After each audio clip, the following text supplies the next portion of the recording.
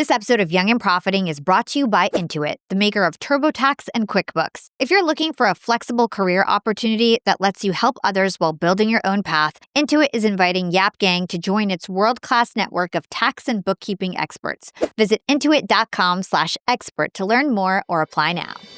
Hello, young and profiters. Thanks for joining me in episode 2 of Passion to Profit. In this series, we're helping you go from big idea to an even bigger income by turning your passion into a thriving business. In the first episode, we talked about getting mentally ready to take that leap, building the confidence, clarity, and purpose to finally get started on your dreams. But once you've made that leap, a new question then comes up. What exactly are you selling, and why would somebody want it right now? Because passion without a clear offer is really just a hobby, folks. To build a sustainable business, you've got to create something that people truly need and are willing to pay their hard-earned cash for. In this episode, we're breaking down the building blocks of a truly magnetic offer, from identifying pain points and pricing smartly to testing your ideas and knowing when it's time to change directions. You'll hear from business powerhouses like Alex Hormozi, Amy Porterfield, and Russell Brunson, entrepreneurs who've mastered the art of giving people exactly what they want. So let's dive right into it.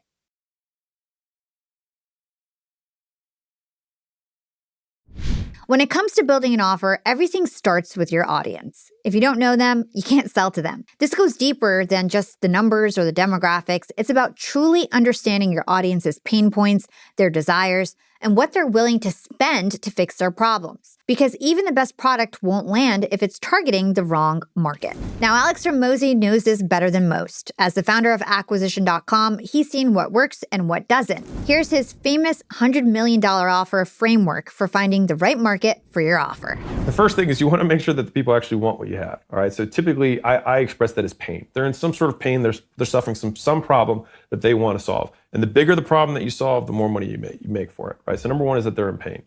Number two is you want the marketplace to be growing rather than shrinking, right? Because if you could have a tailwind, if you're going to do the same work, you might as well have something pushing behind you. Mm-hmm. The flip side of that, I can give examples in a second. The third one is you want them to have the spending power, because the worst thing in the world is like, you've got a market that's growing. There's a painful problem that you want to solve and that you have the ability to solve, but then they ain't got no money, right? A friend of mine had a resume business, right? He wanted to help coach people on their resumes and whatnot.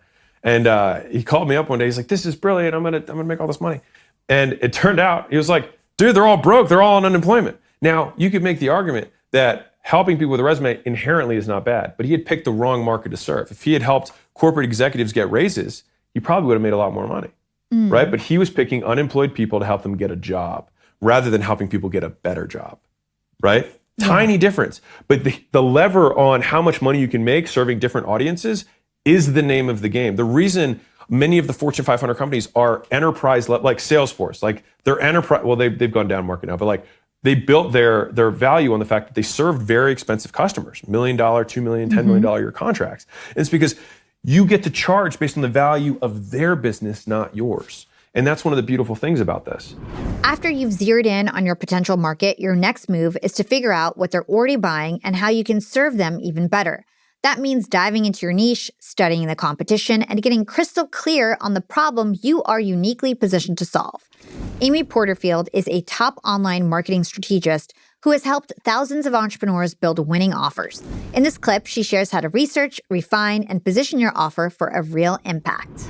First thing is going back to that research. We've got to research what's out there. What are people paying for? Who are your competitors? What are they selling? What are their price point? What does their audience look like? We're going to do some research. I'm not talking about 6 months of research, but some really quality time where I want you to document what you're learning and what's out there. So that's one of the things we're going to do is we're going to create an offer.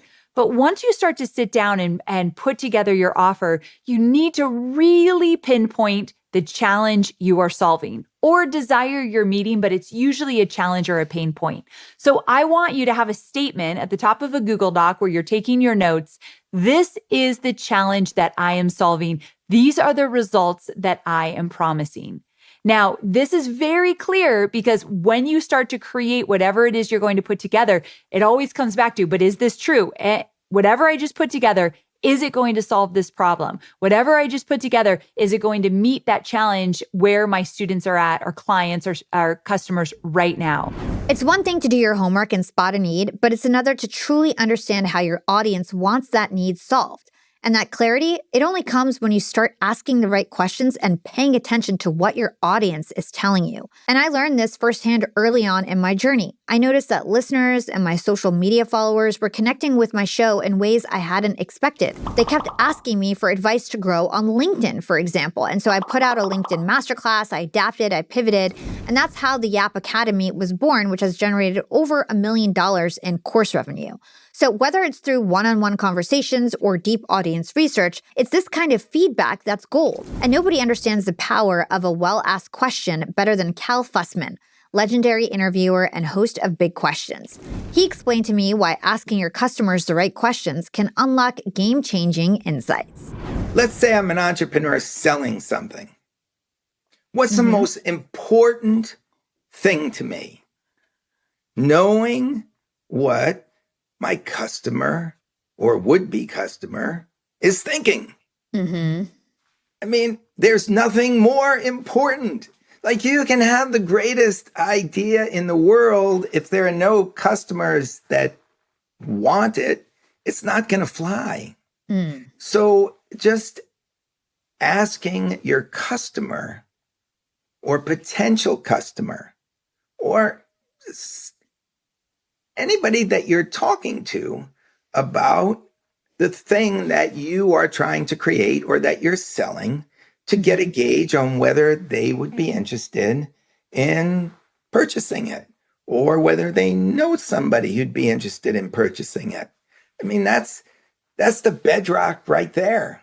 Yeah. And so many times I run into entrepreneurs and they don't ask those questions. And when I'm talking about asking those questions, it's different. This gets to your question. It's very different from putting out a survey that says, on a scale of 1 to 10, what do you think of this? Like, is it a 6? Is it a 7? And whose 6 is another person's 9? We don't know that. It's very different from like looking somebody in the eye and saying, what do you think about this? Do you like this? Does it bother you in any way? And I think you find that people will be happy to tell you how they feel or think. Once you start listening closely to your audience, patterns begin to emerge. And so do the problems that nobody else is fixing. Sometimes the biggest breakthrough isn't about inventing something brand new. It's about identifying what's missing and being bold enough to fill that gap. Kelly Roach, a top-tier business coach, told me about how spotting an industry blind spot helped her scale a business that delivered real results. I have to really identify the gap, right? This is something that I have been teaching for years, and I will tell you that the business owners that really understand how to identify the gap in their industry, they become multi-million-dollar successes very, very quickly. In every industry, there is a wide open gap. Right? The best example that I can give that everyone can identify is the taxi industry, right? The taxi industry was like off the rails with so many issues for decades. No one did anything about it, right? It was inconvenient. You could never get a taxi when you needed it, right? We could go on and on and on. So in came Uber, they filled the gap, and it was just like spontaneous combustion, right? And now look at that industry, and people are even starting their own private car fleets where they have their own, 2-3 cars that they're renting out, almost similar to like the Airbnb, VRBO industry, where they're literally like renting out their own cars, right? Because there's a gap. And now, especially in like the luxury space, like people want to, they're going on vacation, right? You go to the normal car dealership, you're like, I don't really want a Jeep Liberty on my vacation. I want like a Ferrari, right? Right. So that's like an obvious thing. But the thing that's so interesting is that there is a gap in every industry. There are big issues that no one has taken the time, no one has taken the concern, no one has taken the money to innovate and create a solution. Now, finding the gap in your industry is half the battle. The next step is learning how to frame your offer so it captures attention and sets you apart. And that's exactly where a lot of new founders get tripped up. Russell Brunson, the legendary marketer and founder of ClickFunnels, says the key isn't to tweak the current landscape, it's to totally reshape it. Let's hear how Russell thinks about crafting a new opportunity instead of simply offering a better version of what's already out there.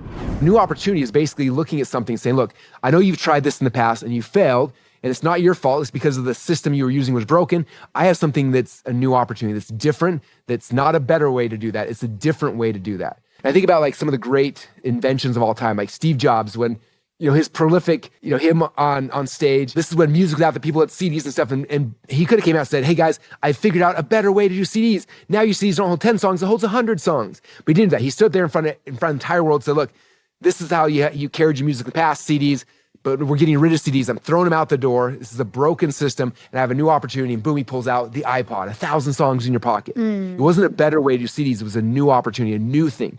And that's like, boom, takes off. Same thing with the phone. When he came out with the iPhone, it wasn't like, here's a better way to do a phone. He's like, the phone is broken. Here's the new opportunity, right? When we launched ClickFunnels, the same thing. Like there were a lot of website building platforms at the time. There were platforms that did email marketing. There were platforms that did CRMs. And if I came and say, hey, I have a better CRM. I have a better thing. Like now we're fighting on features and stuff. Instead, right? No.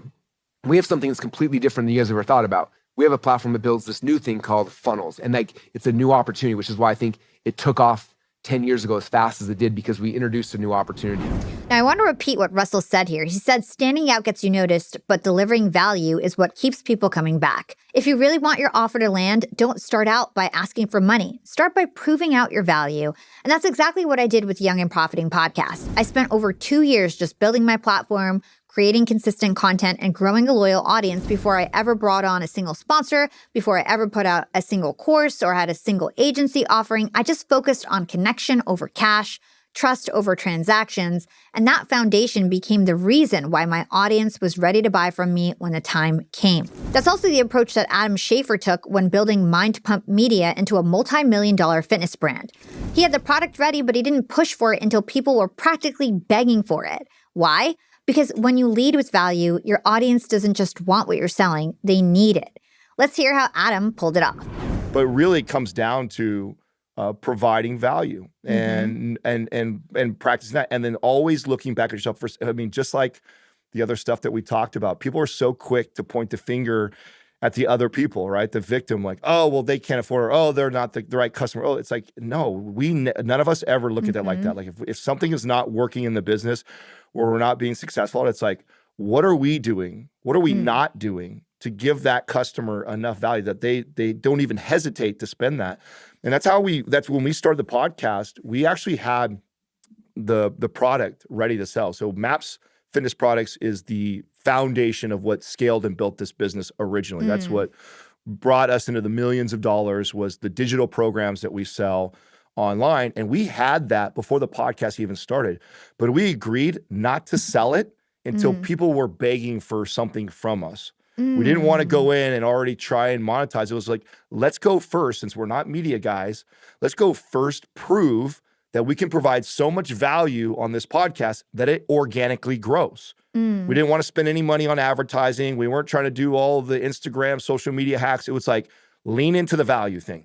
Let's go put out something that is so valuable that people are willing to share it. And listen, if I can't prove that before I'm even trying to sell anything, I would be a fool to try and sell something first. This is what I give advice to coaches and trainers that are trying to duplicate what we've done. It's like, you're already trying to think about the product or the thing you want to sell. You haven't even proven that people want to hear what you want to give them for free. Go prove to your audience first that you have something valuable enough that they'll listen or share with other people.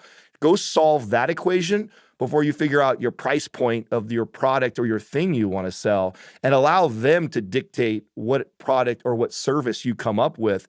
But that's the first problem in this equation that you need to solve is, can I provide enough value to a specific audience that they're going to listen?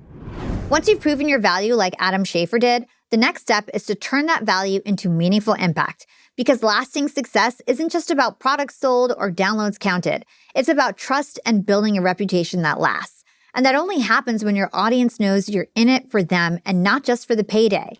As Bob Burg, the best-selling author of The Go-Giver, explains, shifting your focus from getting to giving isn't just the right thing to do. It's the most profitable move that you can make.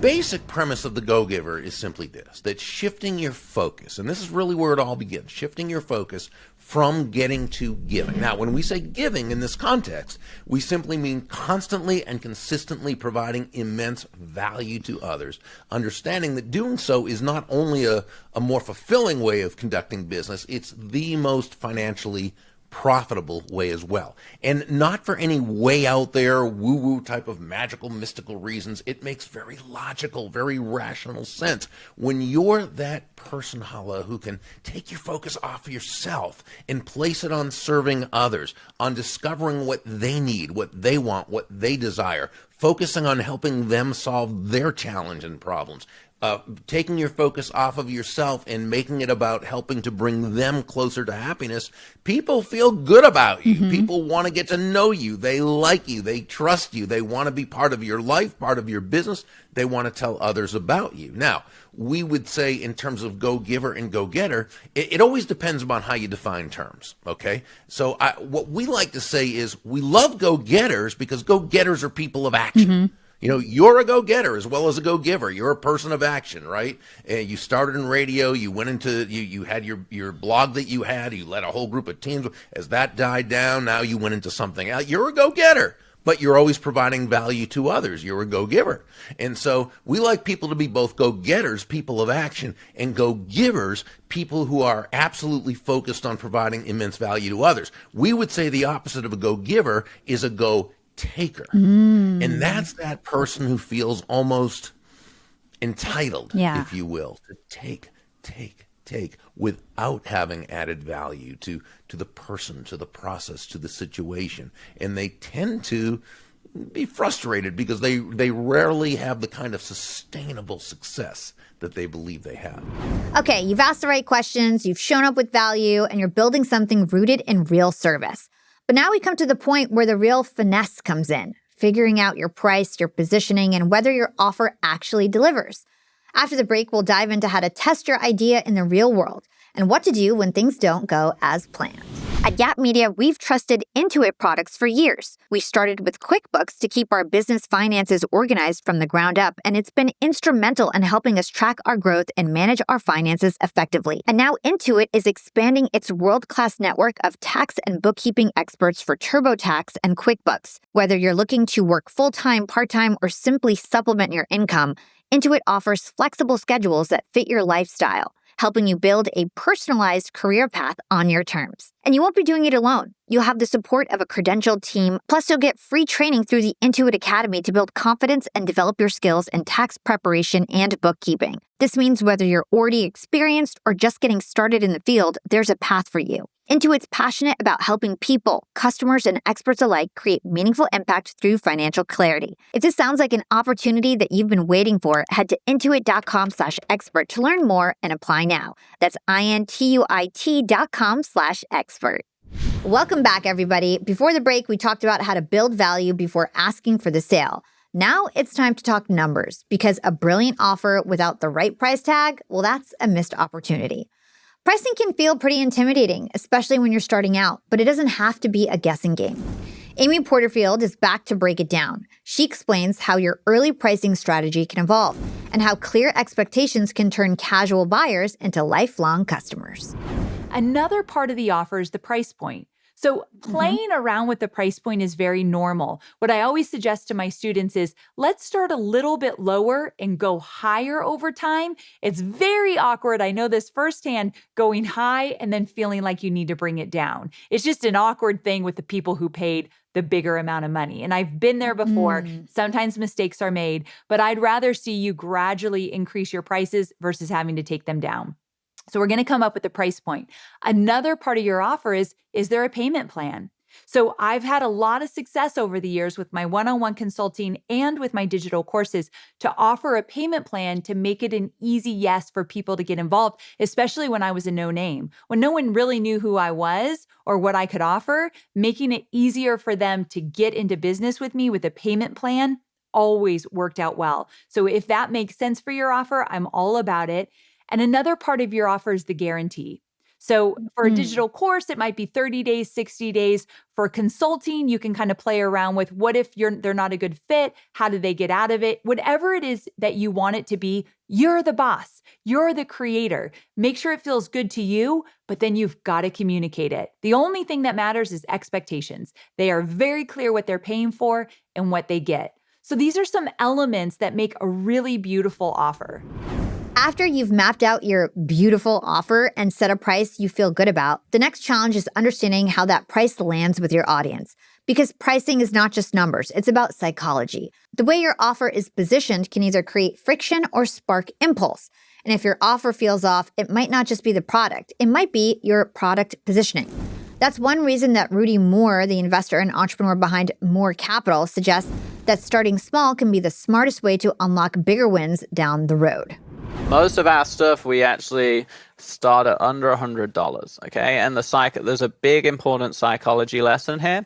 Under $100, psychologically, most people don't need multiple decision-making processes. They don't need to review it multiple times. As soon as you go over $100, and especially over 500 or 1,000, there needs to be multiple touch points and multiple conscious decision-making processes involved.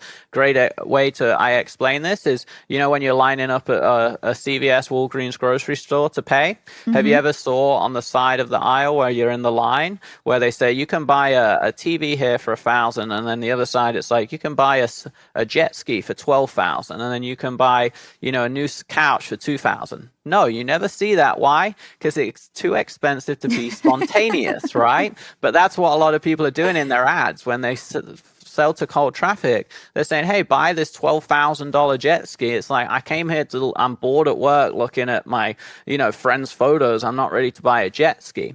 So I try and start them low, get them in the ecosystem. And another easy analogy is you're going to date before marriage, right? When they're a warm following, you can say, hey, you want to come on a week's vacation with me? If you went up to a stranger in the street or on a dating app and the first message was, hey, you want to come on a week's vacation? They're going to be like, who the hell's this, right? So you got to date a little, and then you can elevate that process as a relationship builds. Same psychology with dating, same psychology with the user journey. Now that you've crafted your offer and priced it with purpose, here's your next big move. Don't treat it like it's set in stone. The most successful entrepreneurs are not stuck on version 1. They test, tweak, and level up based on what actually works. If you want real traction, you've got to get real feedback on your offer. Josh Kaufman, bestselling author of The Personal MBA, breaks this down with 2 simple strategies: shadow testing and field testing. So there are 2 primary methods that I really like to use for this. The first one is the fastest and the easiest, which is called shadow testing. And this is essentially, so it has many different forms. Sometimes it's called concept testing. Sometimes there are prototypes involved. But it's always this testing an idea with potential customers before you make anything. Like just an idea on a sheet of paper, just presenting it to the people who are most likely to buy from you, and asking the critical question, which is this something that you're willing to pay for? And the strongest version of this test is you actually take orders from them. Like, yeah, sign on the dotted line. We won't charge you until it's ready. But, essentially think of what Kickstarter is, right? Like there's no product. There's a lot of development and sometimes manufacturing and long, expensive processes that need to happen before the product is ready. But the Kickstarter, it's just a page. It's just some images. It's some text on the internet. There's nothing there, but it's enough that potential customers can look at it and say, oh yeah, that sounds cool. That's for me. I would like to pre-order one. And Kickstarter makes that very easy to do. And so for most forms of businesses, shadow testing is something that is very, very valuable and worth doing because it can help answer that critical question immediately. Are you making something that people are willing to pay for? The longer term form of testing that is just as, if not more valuable, is field testing. And so it's making the thing, and then you as the business owner, you and your staff and the people who are involved in this particular market, the best situations where the company improves to the greatest extent most quickly are very often the companies that use the thing that they themselves make. Because think of it from a speed of learning or a feedback cycle sort of thing. Like, if you're using the thing that you make and something goes wrong or something breaks or, something, right away, you can act on that information much more quickly than waiting for a bug report to come in from a customer with incomplete information and incomplete context. And so anytime there's an opportunity for you to use the thing that you make, you end up improving the quality of the product or the offer much, much faster than you otherwise would. But even after you've tested and refined your offer, the game isn't over. The best entrepreneurs don't just iterate what they've built. They start to alert to what the market is trying to tell them, even if it means heading in a totally new direction. Reid Hoffman, the co-founder of LinkedIn and partner at Greylock, reminds us that true innovation often comes from letting go of the original plan. Obviously, people are familiar with pivots because it's not working. Right. And there's different ways to get to the conclusion before it totally is a train wreck. Like, you want to make the decision that's not working before the train wreck happens, change tracks. But one of the things that people underdescribe is a pivot to a new opportunity. And this is, like, in some sense, this is the PayPal story that we were talking about a little earlier, because they said, well, we have this really great, unique technology, and we're figuring out that it's not really going to work, and we're pivoting away from it because it's hard to get to market. And then what happened is you released this kind of Palm Pilot plus a synchronizing payment service. And what happened is eBay people started using it. And I remember the first week in the conversation at PayPal was, who are these eBay people? Should we stop them from using our product? And it was like, no. Those are our customers. None of these people are our customers. Those are our customers. We're going to pivot entirely towards them. And so pivoting towards opportunities, seeing what happens. And sometimes, by the way, it's like, oh, you've been working on the software product and now AI's here. And you're like, okay, I'm going to do AI. Like, yeah, I know I did this last 18 months of work. Maybe 3 months of it's recoverable because that's the opportunity. And that pivoting towards big new opportunities is one of the things that really creates these successful businesses. And, because we want to tell this kind of heroic story where she or he had this original vision that came down from on high, and they came down with the 2 stone tablets, and they said, I've got this vision that goes on forever, and that's the reason I'm a genius. And it's like, well, actually, in fact, a lot of things happen based on, well, I was in the game, I was learning, and I saw this new opportunity that emerged from a market, a technology, a set of things with competitors, and I moved towards that. Like, for example, Google, its theory of, when it launched the site was, we're going to sell enterprise search. That's our theory of the game. Then they saw, and then, it's not working. Our backup plan is to put double-click ads on top of it. Oh, shit, the whole ad market went. What do we do? Oh, now we invent AdWords. And they pivoted from enterprise to consumer, and then consumer to using elements that they'd seen from the market, but inventing their own version of how to make a really powerful business. And it's one of the most powerful business models that's been invented in human history so far. And so that pivoting towards opportunity is one of the things that entrepreneurs really need to keep in mind. Well, there you have it, YAP gang. The most successful entrepreneurs are not the ones who cling to their first draft. They're the ones who listen, adapt, and evolve. They ask better questions. They respond to what's working and what's not. And whether you're adjusting price, pivoting your niche, or rebuilding from scratch, the willingness to stay flexible is what is going to keep you in the game. Because the market is always talking. The question is, are you listening? In our next episode, we'll help you take the next step, sharing your offer with the world. Because it doesn't matter how valuable your idea is if nobody gets to hear it. Get ready to dive into the art of messaging, marketing, and building trust with your audience. This is your host, Hala Taha, and I'll see you next time on Passion to Profit. I've got to give a huge thanks to Intuit for sponsoring today's episode. Intuit is inviting our YAP fam to join its world-class network of tax and bookkeeping experts. If you've got experience in tax and bookkeeping, or even if you're just getting started, This is an incredible opportunity with flexible scheduling and the chance to make a real impact in people's lives. It's the perfect side hustle or main hustle. So if you're ready to get started, visit intuit.com/expert to learn more or apply. That's Intuit, INTUIT.com/expert to get started.